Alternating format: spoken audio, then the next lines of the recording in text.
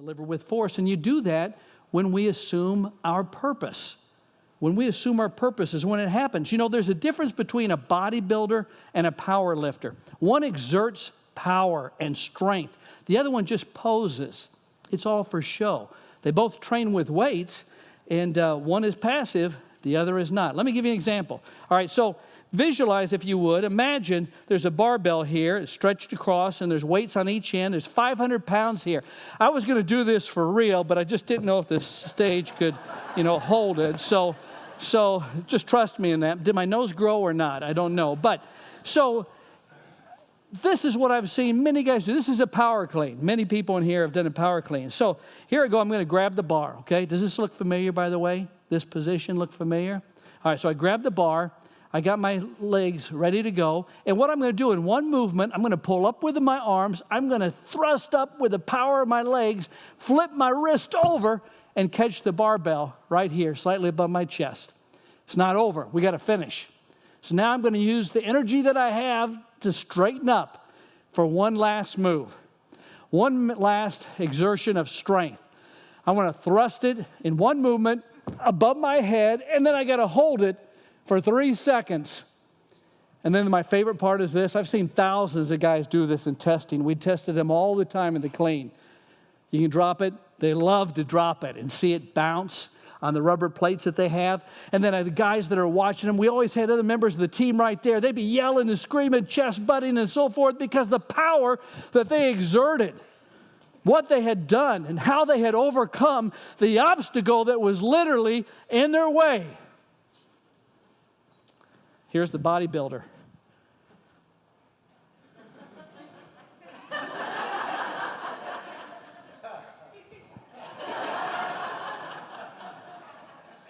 Now, first of all, I forgot about that. Thank God Kim's not in here, because I could have triggered something that would have just been so.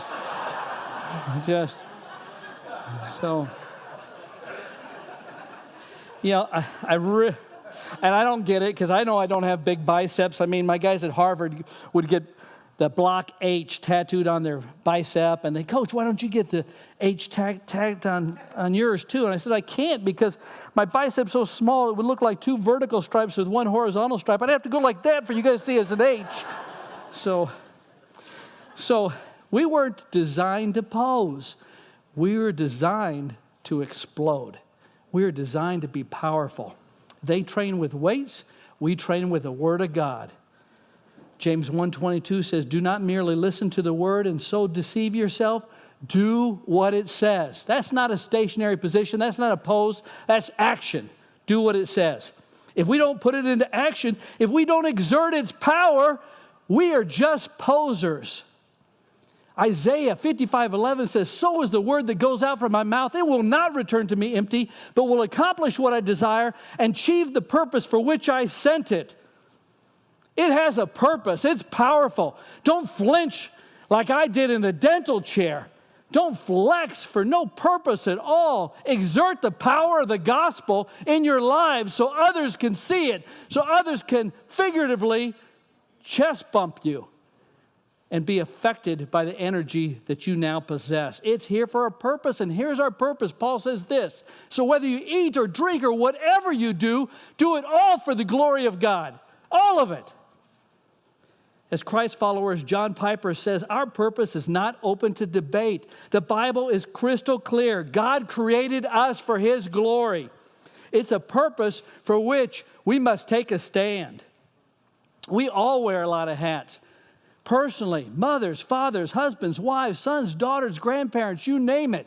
And professionally, there is varied our responsibilities as the many occupations that we have. But there's something common, a function to our core that we all share as Christ followers. And that's we have a purpose and we have a calling. Our purpose is our mission, and our calling undergirds that mission. In Philippians 2:13 it says, it is God who works in you to will and to act. Everybody say to act. To act according to His good purpose. There's a purpose and there's an action we must take. 2 Timothy 1:9 says, every believer has a holy calling. You have a purpose. You have a calling in everything that you do in life. And guess what? He does the heavy lifting. 1 Thessalonians 5:24 says, the one who calls you will do it. He will do it.